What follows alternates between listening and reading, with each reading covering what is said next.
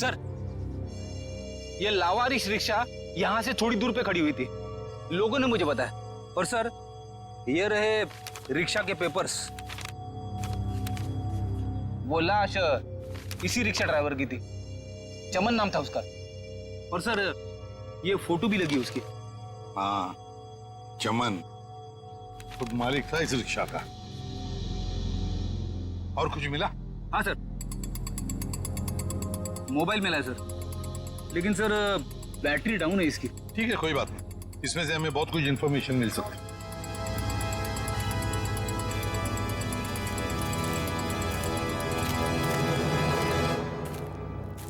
Watchman होना यहाँ के। कैसी ड्यूटी करते हो? दो खून हुए यहाँ पर। साहब जी, ये सब कैसे हुआ?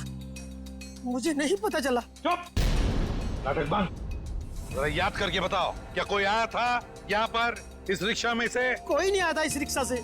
ये कैसे हो सकता है? हा? कोई बिल्डिंग से ऑटो दूर क्यों खड़ा करेगा? बताओ कौन आया था? हाँ साहब जी, याद आया, जब मैं खाना खाने गया था ना, जरूर कोई आया होगा। झूठी करते हो।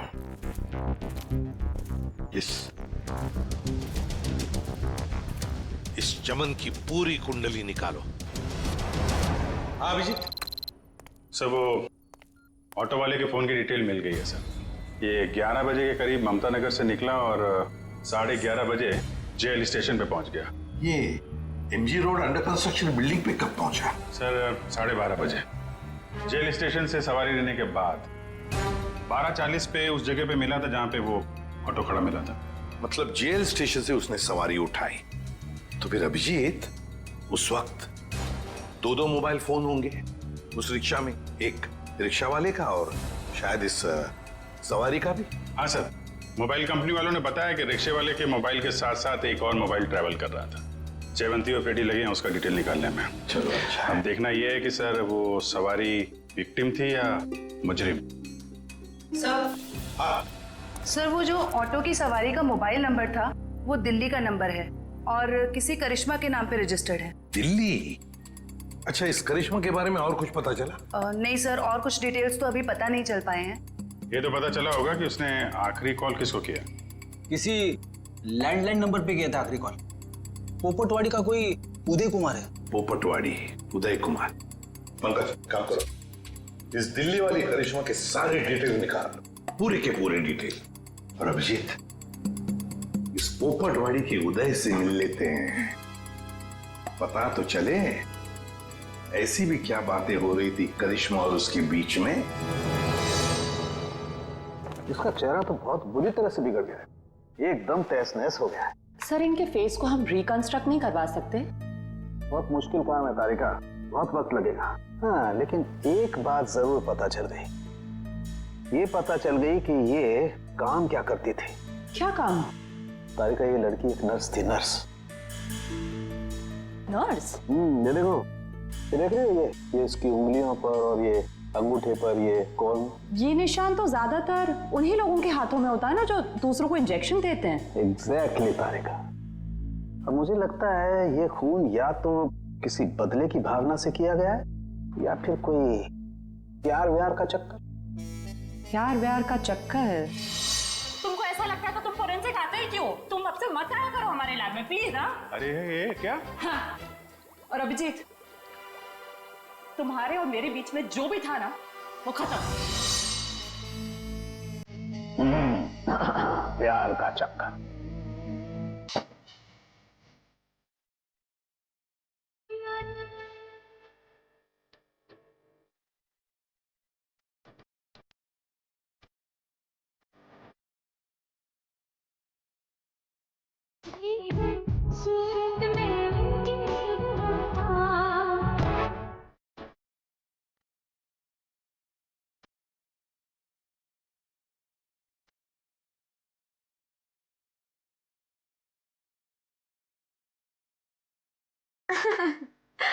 विशाखा, तुम्हें पता है, वैसे तो मैं अभय की मुंह बोली बहन हूँ, पर हाँ, एक सगी बहन अपने भाई को उतना प्यार नहीं करती, उससे भी ज्यादा प्यार मैंने अपने भाई को दिया है।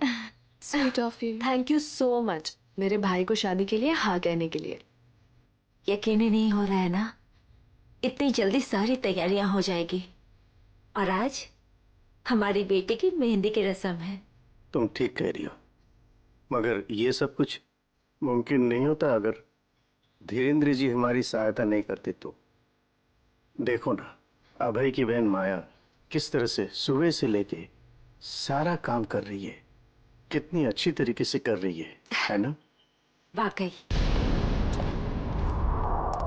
सर, यहाँ पे तो शादी की तैयारियां चल रही है, पूछताछ कैसे करेंगे? वही तो, लेकिन एक बात याद रखना, ऐसे माहौल में जरा समझदारी से काम लेते हैं, किसी को ठेस नहीं पहुंचनी चाहिए, है ना? अरे आइए आइए, आप लोग लड़के वालों की तरफ से? देखिए, हम लोग मेहमान नहीं हैं, हम लोग सीआईडी से आए हैं। सीआईडी? यहाँ सब कुछ ठीक तो है ना? देखिए, आप फिक्र मत कीजिए, हमें पता है आपके घर में शादी का रस्म चल रहा है। लेकिन देखिए, बात कुछ ज्यादा नहीं है, सिर्फ 2 मिनट की बात है। एक बात बताइए, कल लैंडलाइन पे कोई अनजान फोन आया था? हाँ, मेरी बेटी विशाखा ने फोन उठाया था। जरा बुलाइए ना विशाखा को।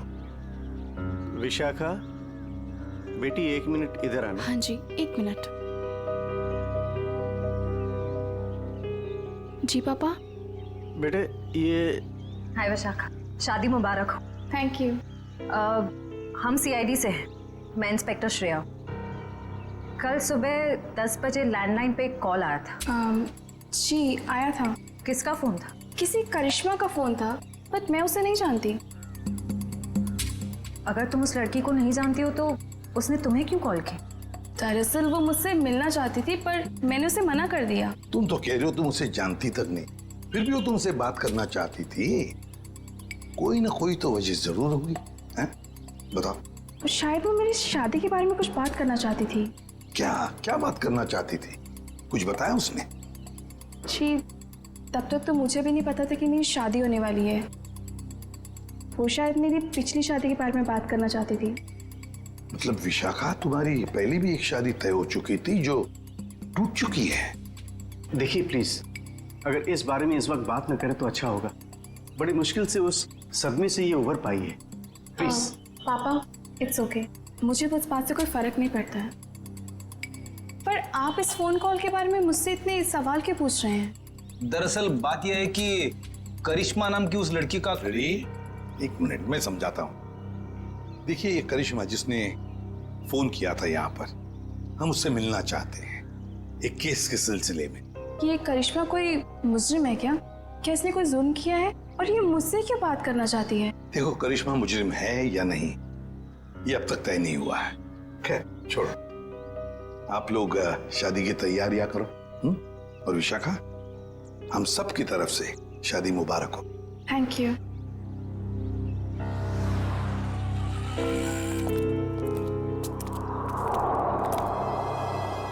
हेलो, सुनो, सब गड़बड़ हो गया है यहाँ। सीआईडी आ गई है। हाँ जी, क्या हाल है बॉस? फिर से बन गया चेहरा? अरे चेहरा बनने में टाइम लगता है ना यार। और कितना टाइम चाहिए तुझे? मैं बोल रहा था तारिका, प्रद्युमन जैसे ही मेरी शक्ल देखेगा पीछे पड़ जाएगा। कितना टाइम लेगा चेहरा बनाने में? यार इतना सा काम है सामने। वैसे एक बात बताओ, आप लोगों को वाकई कुछ पता नहीं चला उस लड़की के बारे में? हमें इतना तो पता चल चुका है कि उस लड़की का नाम करिश्मा है और वो दिल्ली की रहने वाली थी। और अगर मैं ये बताऊं कि करिश्मा एक नर्स थी तो? सर, उस करिश्मा के बारे में नई बात पता चली सर। क्या? वो दिल्ली में 10 स्टार हॉस्पिटल में नर्स है। लो, ये बात अब बता रहे हैं, मैं कब की बता चुका ये बात। 10 स्टार हॉस्पिटल, दिल्ली। वाह यार अभय, बड़ी सुंदर दुल्हन मिली है तुझे, सच्ची। पता नहीं कहाँ से किस्मत लिखा के लाया है। अरे वो कहते हैं ना, लंगूर के हाथ में अंगूर। एग्जैक्टली।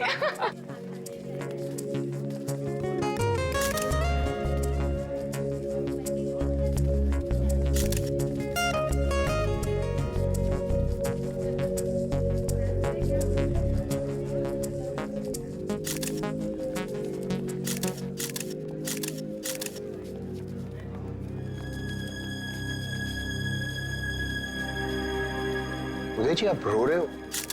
सब ठीक तो है ना? ये तो खुशी के आंसू हैं। आज अपने बेटी को दुल्हन बना जो देख पा रहा हूं मैं, इसलिए।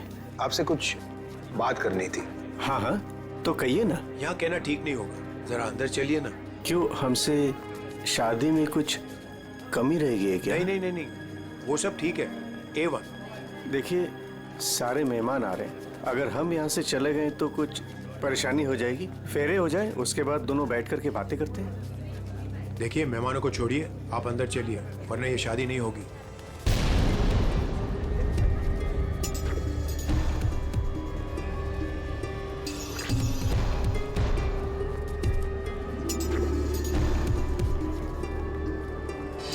आइए उदय जी।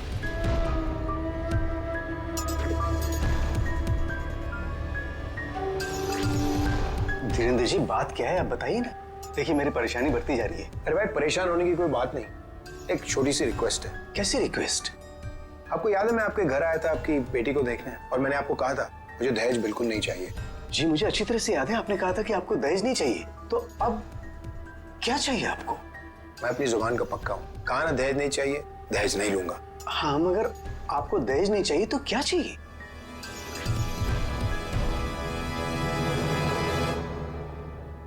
Kidney kidney.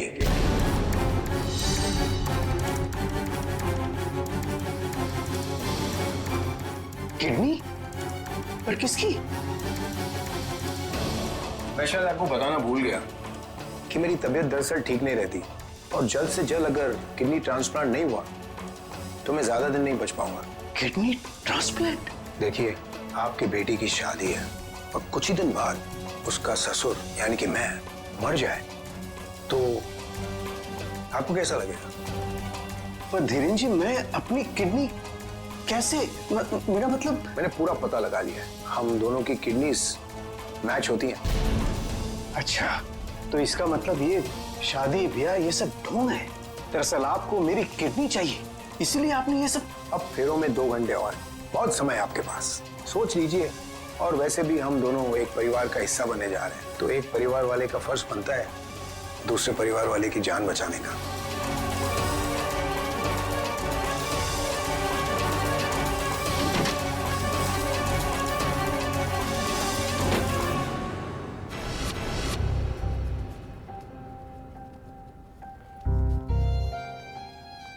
आपको दहेज नहीं चाहिए तो क्या चाहिए? Kidney kidney kidney.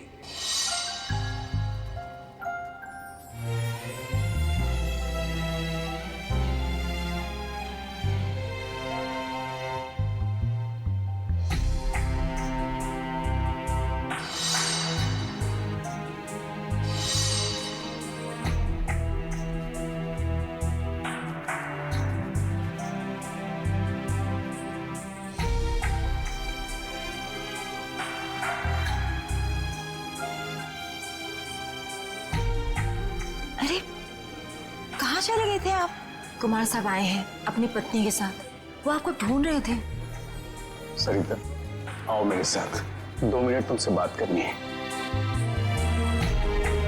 चलो।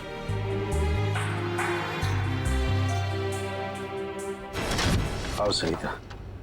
क्या हुआ मुझे बताएंगे भी? सरिता दरवाजा बंद कर दो, बताता हूँ।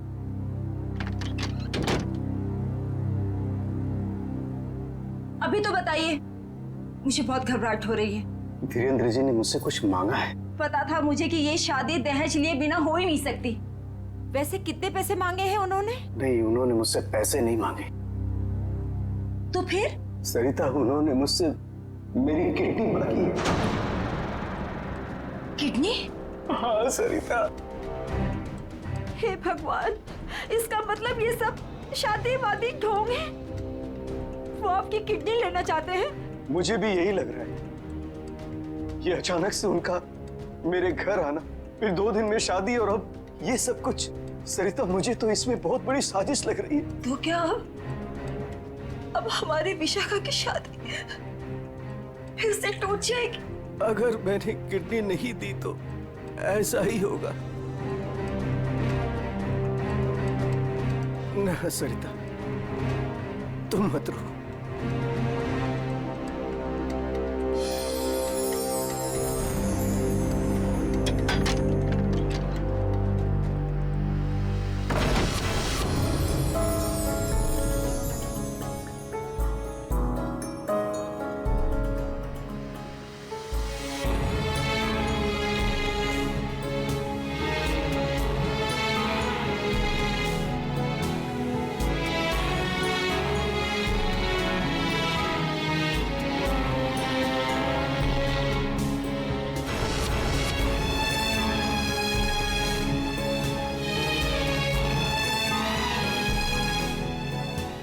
सारे मेहमान आ चुके हैं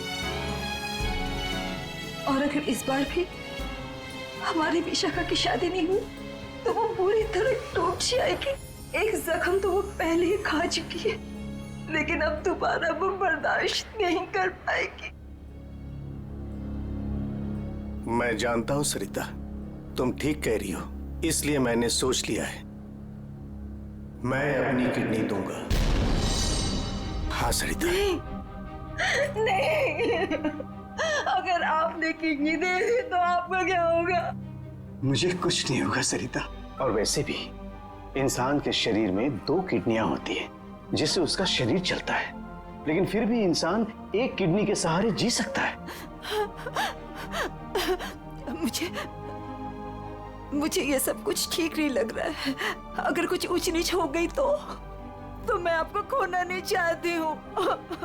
नहीं सरिता, मुझे कुछ नहीं होगा, और अगर मुझे कुछ हो भी गया तो कम से कम मेरी आत्मा को ये सोचकर संतुष्टि तो मिलेगी ना कि मैंने अपनी बच्ची की खातिर उसके पैदाइश से लेकर के उसकी शादी तक सब कुछ किया।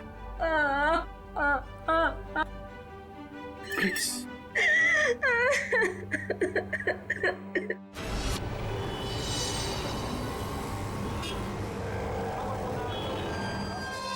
हेलो सर, मैं अनुज, इस हॉस्पिटल का डीन। करिश्मा की मौत की खबर सुनकर आई एम शॉक्ड।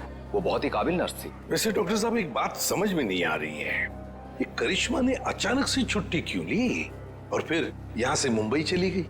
कोई खास वजह थी क्या छुट्टी लेने में? उसने छुट्टी ली और यहाँ से चली गई। अब यहाँ से जाने के बाद वो कहाँ गई, किस लिए गई, इसके बारे में हमें कुछ नहीं पता। देखिए, हम लोग करिश्मा के घर गए थे, लेकिन वहाँ से कोई ज्यादा जानकारी मिली नहीं है। क्या आप बता सकते हैं कि यहाँ पे करिश्मा को कोई सामान वगैरह पड़ा है? आप चाहें तो करिश्मा का लॉकर देख सकते हैं। जी हाँ, जरा दिखाइए लॉकर। आइए। चलिए। अरे सर, इस लॉकर को देखकर मुझे मेरी नानी की अलमारी याद आ गई। वो भी अपना सारा सामान ऐसे ही ठूस ठूस के रखती थी। सर, ये तो किसी मरीज की मेडिकल रिपोर्ट है। किसकी फाइल है ये? देख, उदय कुमार। उदय? विशाखा के पिताजी उदय कुमार? कमाल है, इस फाइल को तो हॉस्पिटल के रिकॉर्ड रूम में होना चाहिए। ये करिश्मा के लॉकर में कैसे? मतलब ये करिश्मा उदय जी और उसके परिवार वालों को जानती थी? वो परिवार वाले तो बता रहे थे कि वो करिश्मा को जानते ही नहीं। जरा बताइए, किस चीज का इलाज चल रहा था उदय का?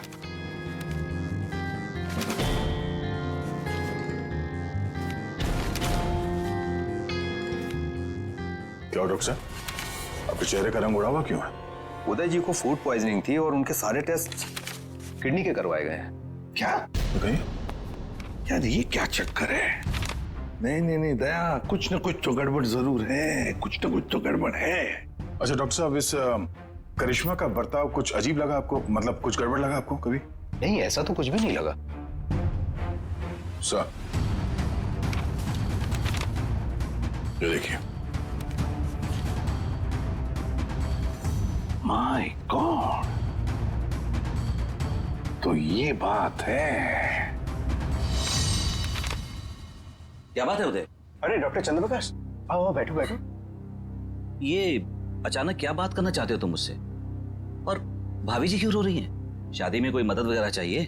डॉक्टर, शादी की कोई बात है ही नहीं। अच्छा, तुम ये फाइल मेरी देखो ना, मेरी मेडिकल फाइल। ये फाइल चेक करके बताओ कि क्या मैं अपनी एक किडनी डोनेट कर सकता हूँ? उदय, तुम्हारी बेटी की शादी हो रही है और इस वक्त तुम्हें ये सवाल सूझ रहा है? डॉक्टर, शादी न रुके इसलिए तो मैं ये बात पूछ रहा हूँ तुमसे।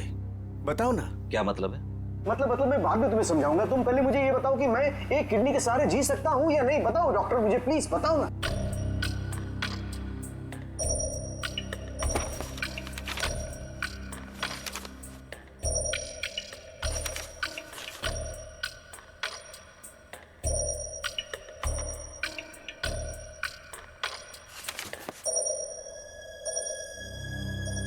डॉक्टर, रिपोर्ट ठीक तो है ना? क्या हुआ चंद्रप्रकाश, बताओ ना कुछ मुझे।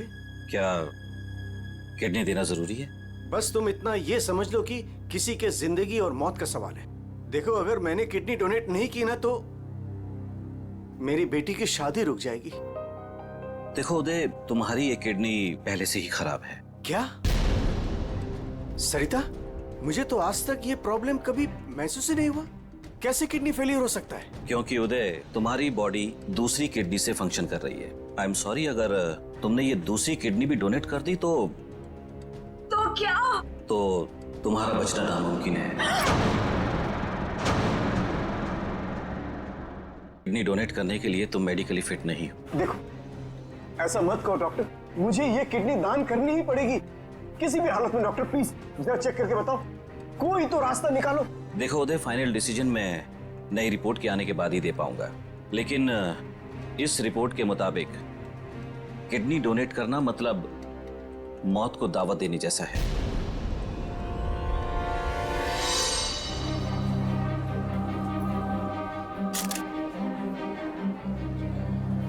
आओ। क्या हुआ माँ?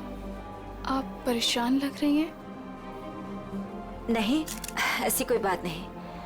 फेरे का समय हो गया है, आओ।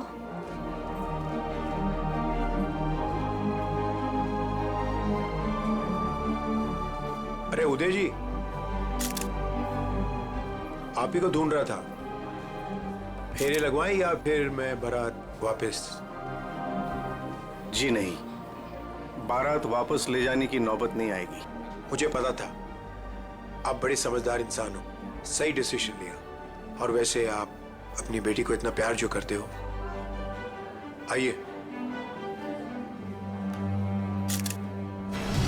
यकीन नहीं आ रहा है दया, शादी के नाम पे ऐसी सौदेबाजी।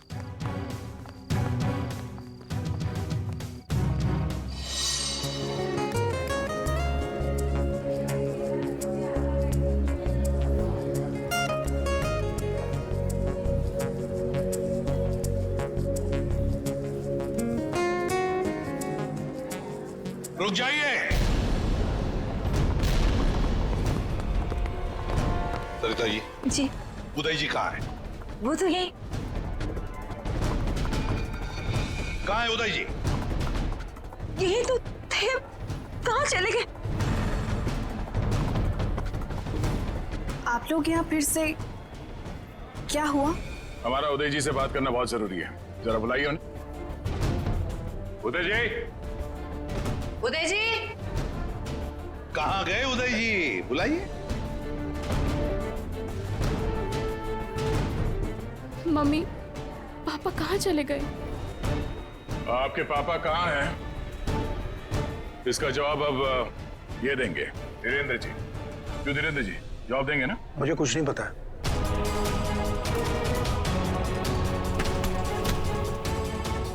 नहीं पता तो सड़क कहाँ रहे आप? सर, मैंने कुछ नहीं किया सर। मैं तो इनका असली बेटा भी नहीं हूँ सर। मेरे पति को इन लोगों ने गायब करवाया होगा और किडनी के लिए ये लोग शादी तोड़ने की धमकी दे रहे थे। मॉम, आपने बात मुझे पहले क्यों नहीं बताई? आपके और पापा से बढ़कर मेरे लिए कुछ नहीं है। शर्म आनी चाहिए तुम्हें, शादी जैसे पवित्र बंधन की आड़ ऐसा घिनौना अपराध करते हुए। सर मैं मानता हूँ, इसी प्लान के जरिए मैंने किडनियों का व्यापार किया। क्या? शायद इसीलिए उन गुनाहों की सजा है कि मेरे खुद की किडनी बेकार हो गई। लेकिन इस बार सर, मैं खुद की जान बचाने के लिए कर रहा था। इसके लिए किसी और की जान चली जाए। अब बताओ, करिश्मा को क्यों मारा? सर मैंने करिश्मा को नहीं मारा, बल्कि वो तो मेरी मदद करती थी मरीज ढूंढने में। सर इस बार मैंने गैंग वालों को बताया बिगैर एक किडनी गायब कर दी। उसी बात को लेकर वो मुझे ब्लैकमेल कर रही थी कि वो बाकी गैंग वालों को और विशाखा को ये बात बता देगी। इसीलिए तुमने करिश्मा को मारा? इसीलिए? नहीं सर, मेरा यकीन मानो, मैंने उसे नहीं मारा। मुझे लगता है कि सर, उसके मौत के पीछे मेरे बाकी गैंग वालों का हाथ है। कौन है तुम्हारे साथी? कहाँ लेकर गए उदय को? किडनी निकलवाने। ऑपरेशन शायद शुरू भी हो गया होगा। कहाँ हो रहा है ये किडनी निकालने का ऑपरेशन?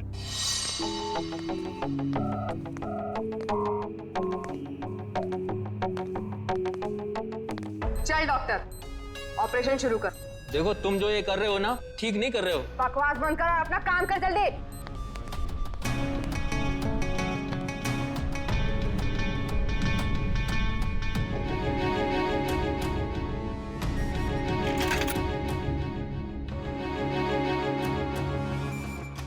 अबे जल्दी करना।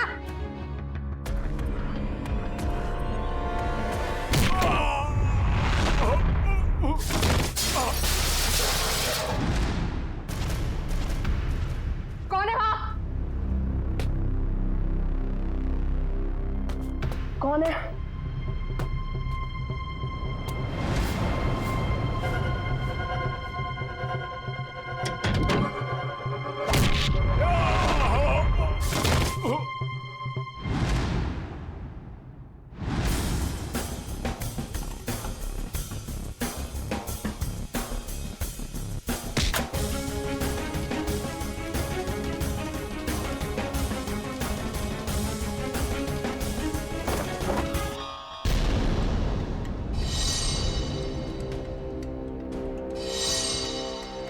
अपने जुर्म का इनाम तो लेती जाओ।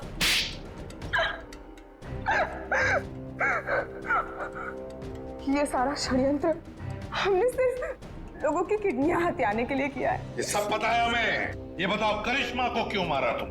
क्योंकि करिश्मा हमें धोखा दे रही थी। लेकिन तुमने करिश्मा का खून किया, ये बात तुमने धीरेन्द्र से क्यों छुपाई?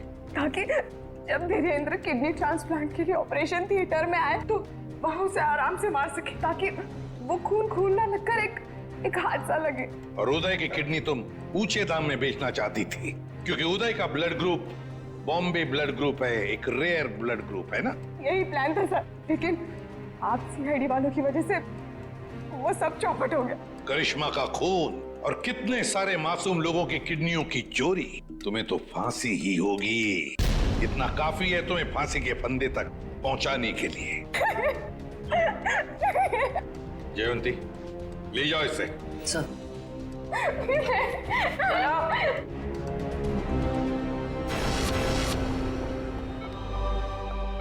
कैसे आप?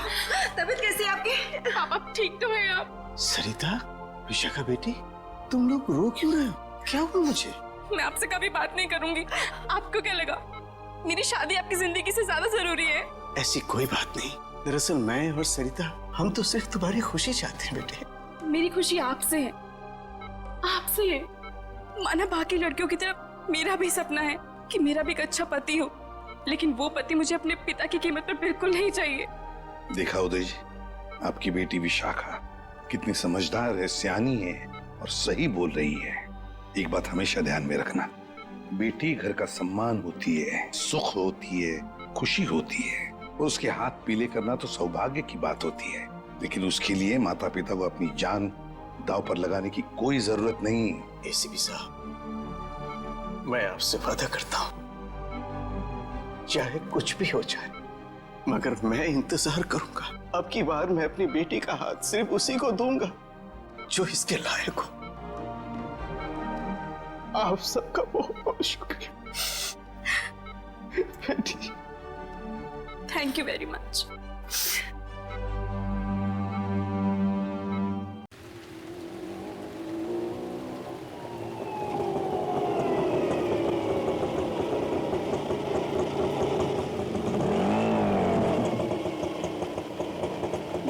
बस भैया, ऑटो यहीं रुको। बेम साहब, इस जगह पे आपका क्या काम है? ये जानना तुम्हारे लिए जरूरी नहीं है। जाओ, जहाँ रुकने के लिए बोला वहाँ वेट करो। ठीक है, जैसी आपकी मर्जी।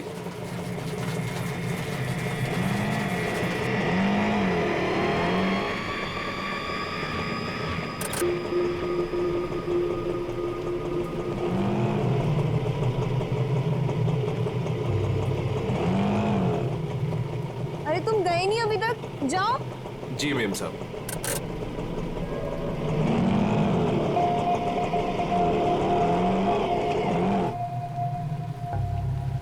हेलो विशाखा, मैं करिश्मा बोल रही हूँ। मैं एमजी रोड के यहाँ कंस्ट्रक्शन बिल्डिंग पे खड़ी हूँ। मुझे तुमसे तुम्हारी शादी के बारे में बहुत जरूरी बात करनी है।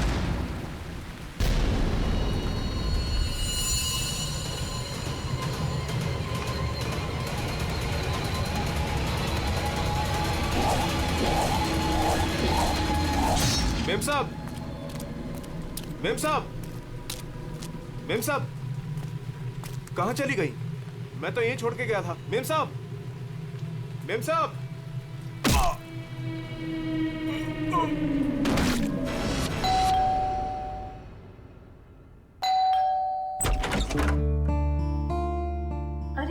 आप इतनी जल्दी आ गए ऑफिस से आज? हाँ, आज काम कुछ कम था। ये लो, आते आते तुम्हारे लिए कुछ साग सब्जियां लाया हूँ और इसे फ्रीजर में रख दो। विशाखा के लिए लाया हूँ, उसे आइसक्रीम पसंद है ना। आज आपकी लाडली ये खाने वाली नहीं है। पर क्यों? आज सुबह से ही उदास है, खुद को कमरे में बंद कर रखा है और खाना भी नहीं खाया उसने। तुमने उसे कुछ कह दिया क्या? मैं क्या कहूँगी, लेकिन हाँ, आज सुबह किसी का फोन आया था।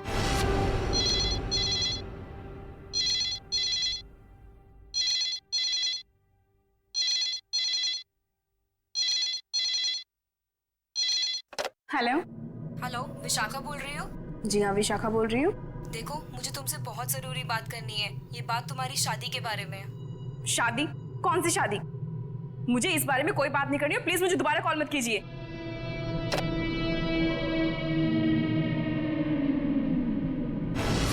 अरे इतनी मुश्किल से तो 2 हफ्ते पहले टूटी हुई शादी को भूल पाई थी, और फोन करके उसके जख्म किसने हरे कर दिए? बहुत पूछा मैंने कि किसका फोन था, लेकिन रोई जा रही है, जवाब ही नहीं दे रही है। मैं देखता हूँ, तुम चिंता मत करो। विशाखा, विशाखा बेटे, विशाखा बेटे दरवाजा खोलो। विशाखा दरवाजा खोलो। विशाखा! ये दरवाजा क्यों नहीं खोल रही है? रोने की आवाज भी नहीं आ रही, कहीं उसने कुछ। अरे तुम विशाखा को नहीं पहचानती क्या? वो ऐसा कुछ नहीं करेगी। विशाखा बेटा दरवाजा खोलो बेटे। विशाखा दरवाजा खोलो। विशाखा! विशाखा?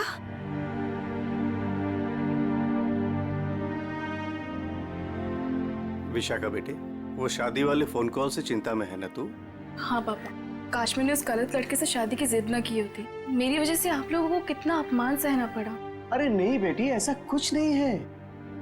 उस लड़के के साथ तेरी शादी नहीं हुई, ये तो बड़ी अच्छी बात है। उस परिवार से तू बच गई बेटे। हाँ। और फिर हमारे इस लाडो के लिए इस शहर में कोई लड़के की कमी है क्या? हाँ? और क्या, हमारी विशाखा है इतनी प्यारी कि कोई भी लड़का इसे देखते ही पसंद कर लेगा। नहीं माँ, इस बार अपनी पसंद पे भरोसा करके मैं कोई गलती नहीं करना चाहती। आप लोगों की पसंद पे ही मेरी मंजूरी है। अरे हाँ सरिता, कल ठीक 3 बजे लड़के वाले विशाखा को देखने आ रहे हैं, तुम तैयार रहना। आपने पहले क्यों नहीं बताया? ओहो श्रीमती जी, तो अब तो बता दिया ना। हाँ? पापा, मुझे भगाने की बहुत जल्दी है ना आपको? मैं क्यों नहीं, अब इसकी शादी हो जाएगी तो इस कमरे को मैं अपना स्टडी रूम बना लूंगा। अच्छा, तो मैं भी अपना रूम लॉक करके जाऊंगी ससुराल।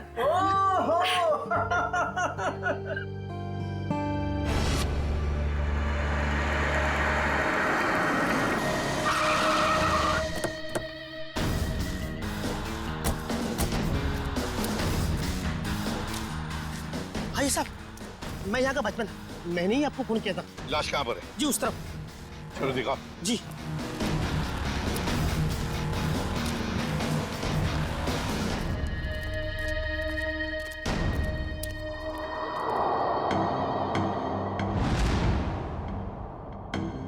ये ईंटें निकालो।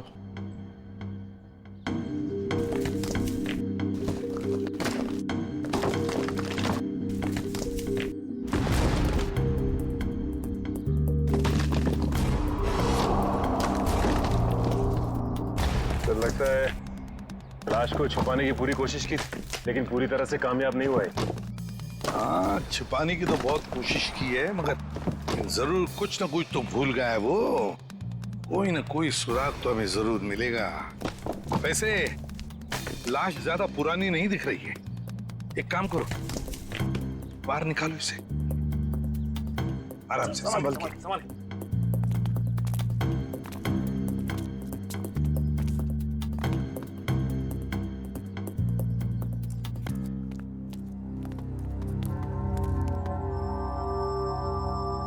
ये देखो, बड़ी बेरहमी से मारा है इसे। सामने से सीधे चाकू घोंप दिया सीने में। हाँ सर, देख के लगता है कि इसे चीखने चिल्लाने का मौका ही नहीं मिला। ये देखो, इसके सिर के पीछे भी चोट है। लगता है जिसने भी ये किया है ना, शायद पीछे से आकर इस रिक्शा वाले के सिर पर पीछे से हमला किया, वार किया। ये बेचारा मुड़ गया हमलावर को देखने के लिए, तो सामने से चाकू घोंप दिया।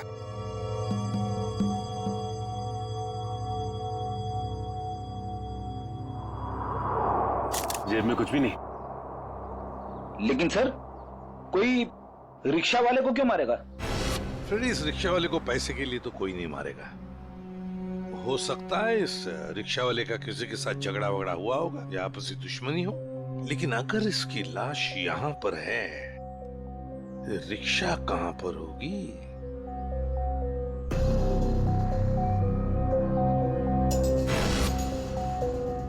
सर? हाँ सर ये देखिए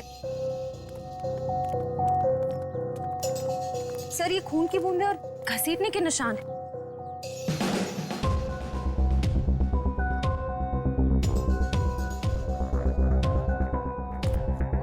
ये देखो, लगता है जिसने भी ये किया है, इस रिक्शा वाले को यहाँ से घसीट कर वो लेकर गया वहां ईंटों में छुपाने के लिए। वो क्या है?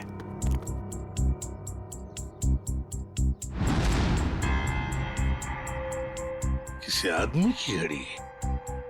अरे ये तो काफी महंगी घड़ी है। शायद रिक्शा वाले की होगी। नहीं फ्रेडी, ये इस रिक्शा वाले की घड़ी नहीं लगती। इतनी महंगी घड़ी है ये, 1,00,000-1.5 लाख की तो घड़ी है ये। तो फिर सर, शायद उसी की होगी जिसने रिक्शा वाले को मारा है। वो तो ये भी सकता है कि घड़ी उस आदमी की हो जो ऑटो में बैठा था। इतनी कीमती घड़ी पहनने वाला आदमी रिक्शा में नहीं जाएगा, मुझे नहीं लगता। देखो और भी कोई सुराग मिलना चाहिए, देखो जरा आसपास।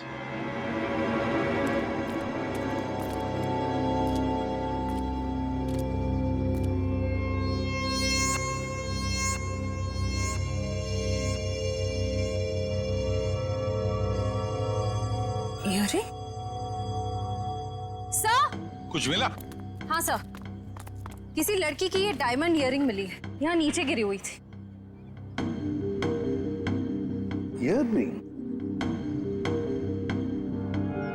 इसका तो एक ही मतलब हो सकता है, जब ये हादसा हुआ तब कोई लड़की यहाँ पर मौजूद थी। तो खून लड़की ने किया? सचिन, पता नहीं खून किसने किया, लड़की ने या और किसी ने, लेकिन एक बात तो जरूर है कि ये लड़की उस रिक्शा वाले के साथ मौजूद थी। सर हो सकता है ये लड़की उस ऑटो वाले की सवारी थी। लेकिन लड़की यहाँ ऐसी जगह क्या करने आई थी? कुछ ना कुछ तो और ही चक्कर है। जो भी हो, उस हादसे में जरूर हाथापाई हुई होगी, जिसकी वजह से वहां पर वो घड़ी मिली और अब ये इयररिंग। ये केस तो बहुत पेचीदा हो गया। इतने सारे सवाल लेकिन जवाब इतने कम। सारे सवालों का जवाब इसी बिल्डिंग में है। इस बिल्डिंग को अच्छी तरह से छान मारते हैं। Let's go.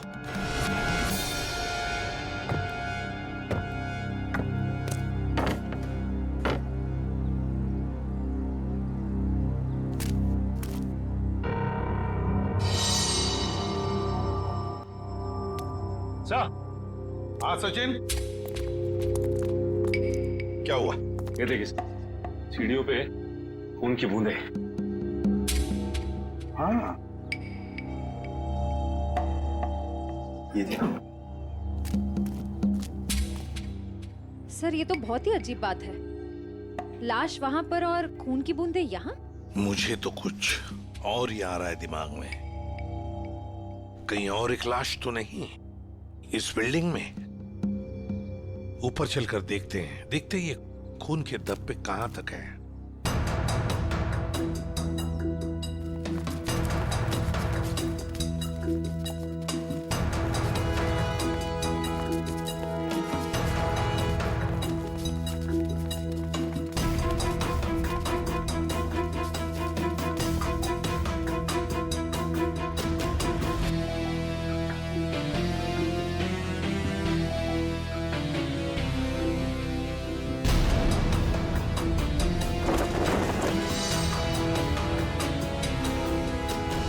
भाई साहब, मैं तो कहता हूँ अभय और विशाखा एक दूसरे के लिए बिल्कुल सही है। दोनों के ख्यालात मिलते जुलते हैं, दोनों का स्वभाव एक है, और वैसे एक साथ स्कूल में पढ़ चुके हैं।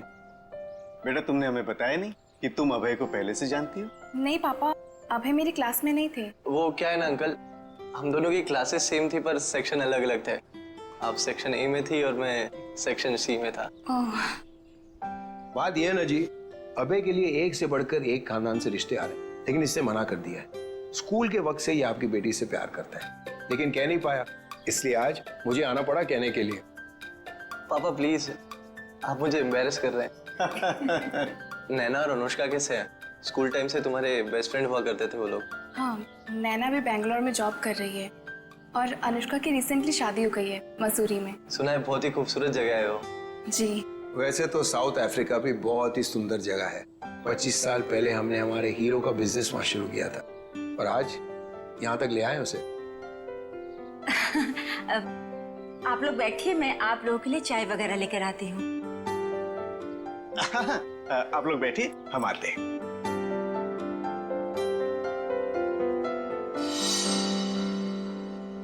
क्या बात है सरिता, क्या हुआ? देखिए, लड़का और परिवार तो मुझे अच्छे लग रहे हैं, लेकिन एक बार आप साफ साफ पूछ लीजिए, लेन देन की जो भी बात है। सरिता, क्यों चिंता करती हो? देखो, मुझे नहीं लगता कि धीरेन्द्र जी की कोई मांग है, और अगर होगी भी तो हम मांग पूरी कर देंगे ना। देखो सरिता, मेरी पेंशन है, तुम्हारे जेवर है, और अगर जरूरत पड़ी तो हम ये मकान बेच देंगे। आखिर हमारी एक ही बेटी है। ओफो, आप एक बार पूछ तो लीजिए ना, कहीं कोई बड़ी मांग रख दी तो। फिर तो ये रिश्ता नहीं हो पाएगा। खैर, अपनी किस्मत है, देखते हैं। चलो लीजिए भाई साहब। ये सब लाने की क्या जरूरत थी? इतनी तकलीफ क्यों की आपने? अरे क्या कहते हैं भाई साहब, ये तो कुछ भी नहीं है, ये तो आपको लेना ही पड़ेगा। चाय लीजिए। ये लो बेटे।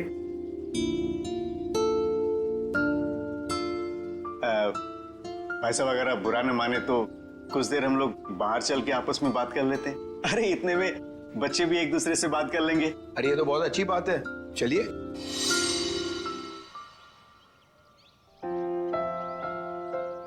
भाई साहब, आपका बेटा हमें बहुत पसंद है। मुझे भी बिल्कुल विशाखा जैसी बहू चाहिए थी।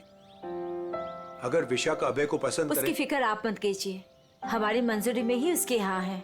ये तो बड़ी अच्छी बात है, तो मैं बात पक्की समझूं? जी जरूर।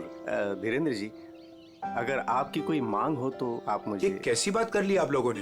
अरे भाई, भगवान का दिया हुआ सब कुछ है हमारे पास। आपकी बेटी सिर्फ 2 जोड़ी कपड़ों में चाहिए, ये आप कर पाएंगे या नहीं? मुझे समझ में नहीं आता कि मैं आपका ये कर्ज कैसे चुका पाऊंगा।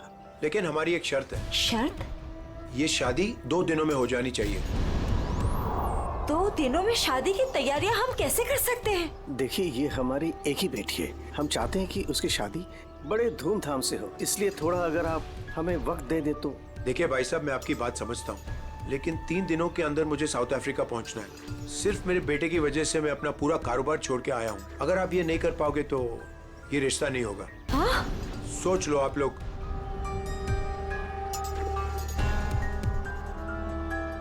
ठीक है भाई साहब, ये शादी परसों ही होगी। ये तो बहुत अच्छी बात है, मुबारक हो। देखिए, आप शादी की तैयारियां कीजिए, पैसे की चिंता न कीजिए, वो हम करेंगे। जी।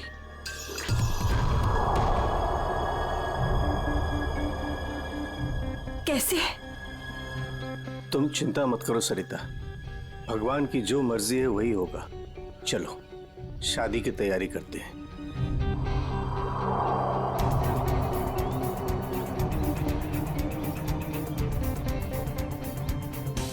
पता नहीं मुझे ये सब ठीक क्यों नहीं लग रहा है। शादी ब्याह जैसी चीज जल्दबाजी में करना, कहीं हम गलत निर्णय तो नहीं ले रहे?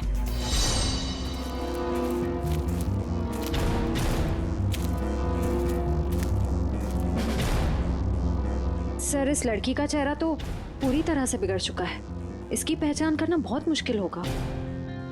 सर, लड़की के पास से ना ही कोई आइडेंटिफिकेशन मिला है, ना ही कोई मोबाइल। तो लाश को देख के लगता है कि इसकी और उस ऑटो ड्राइवर की मौत लगभग एक ही वक्त हुई है सर।